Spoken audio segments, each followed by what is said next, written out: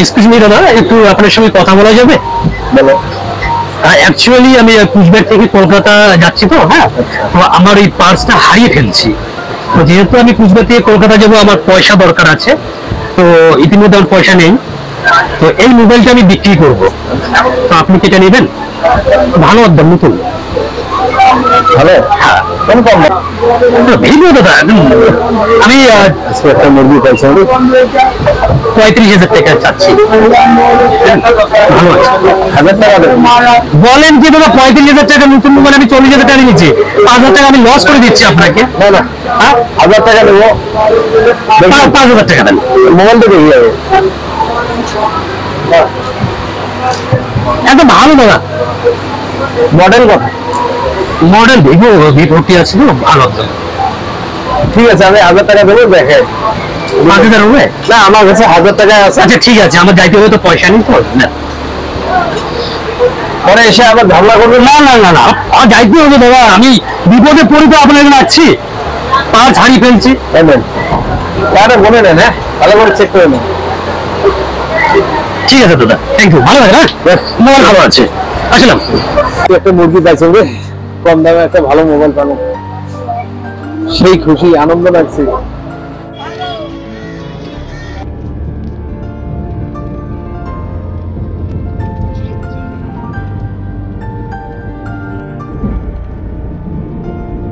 Days later.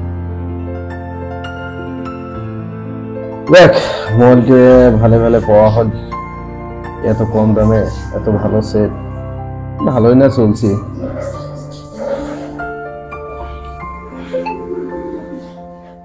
হ্যাঁ, unknown number, কে phone করলো? শুনবো?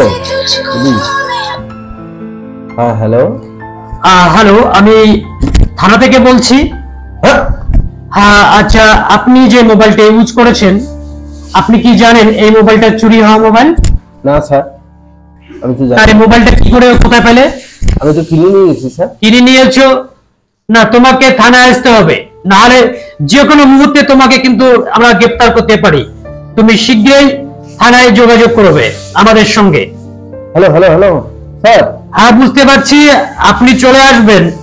এটা কমপ্লেন আমরা ট্র্যাক করেছি, আপনি কোন লোকেশনে আছেন আমরা ট্র্যাক করেছি, খুব তাড়াতাড়ি চলে আসবেন। ঠিক আছে স্যার, ঠিক আছে। হ্যাঁ, ঠিক আছে। ধন্যবাদ আমাদের এই ভিডিওটি দেখার জন্য। আমরা এই ভিডিওর মাধ্যমে কিছু তথ্য তুলে ধরার চেষ্টা করেছি। অচেনা অপরিচিত মানুষের কাছ থেকে কখনোই হয় মোবাইল অথবা অন্য ডিভাইস, ইলেকট্রিক ডিভাইস বা যে কোনো বিষয় আমরা নেব না, কারণ তাকে আমরা চিনি না, জানি না।